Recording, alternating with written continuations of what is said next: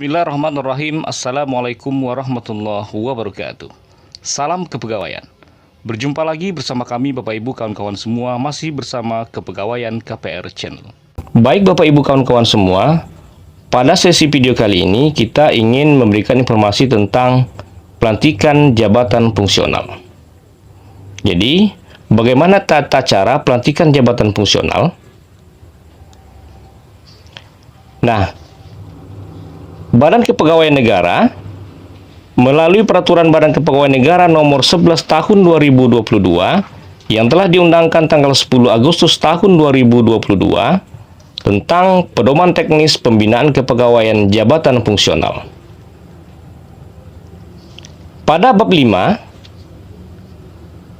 pelantikan dan pengambilan sumpah janji. Pasal 26 ayat 1.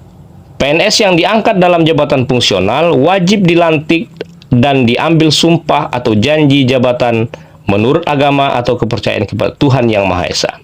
Nah, Bapak Ibu kawan-kawan semua, pemangku jabatan fungsional, bahwa setiap PNS yang diangkat dalam jabatan fungsional wajib dilantik dan diambil sumpah atau janji jabatan menurut agama atau kepercayaan kepada Tuhan Yang Maha Esa. Ini terdapat pada pasal 26 ayat 1. Yang kedua, pada ayat 2-nya, pelantikan dan pengambilan sumpah atau janji dapat dilakukan kepada pejabat fungsional yang mengalami kenaikan jenjang jabatan. Nah, untuk pelantikan dan pengambilan sumpah atau janji dapat dilakukan.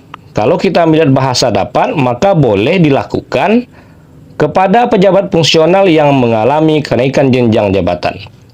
Kenaikan jenjang jabatan ini maksudnya adalah kalau pejabat fungsional itu dari golongan 3B ke 3C, maka ini namanya perpindahan jabatan.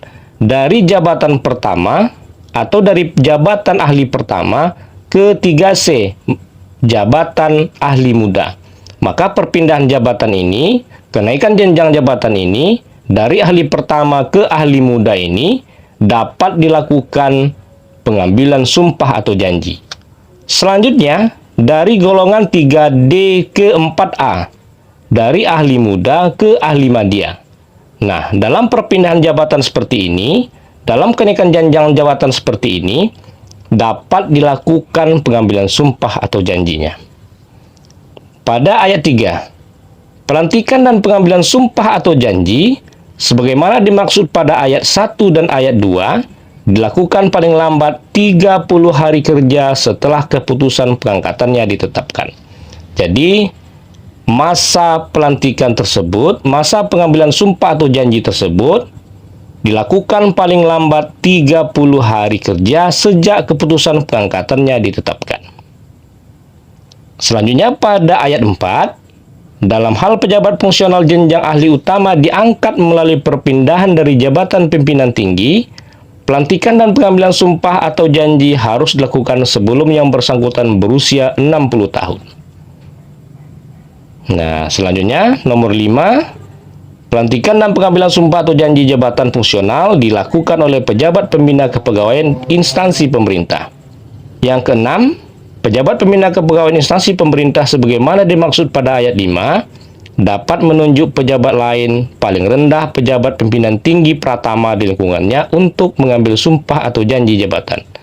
Dan yang terakhir, tata cara pelantikan dan pengambilan sumpah janji jabatan fungsional dilaksanakan sesuai dengan ketentuan peraturan perundang-undangan.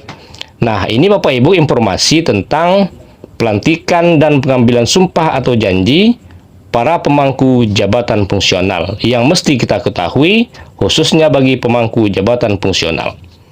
Demikian Bapak Ibu informasi singkat tentang pelantikan dan pengambilan sumpah atau janji jabatan fungsional. Semoga informasi ini bisa memberi manfaat bagi kita semua. Lebih dan kurang banyak minta maaf. Wabillahi taufiq wal hidayah. Wassalamualaikum warahmatullahi wabarakatuh. Salam kepegawaian.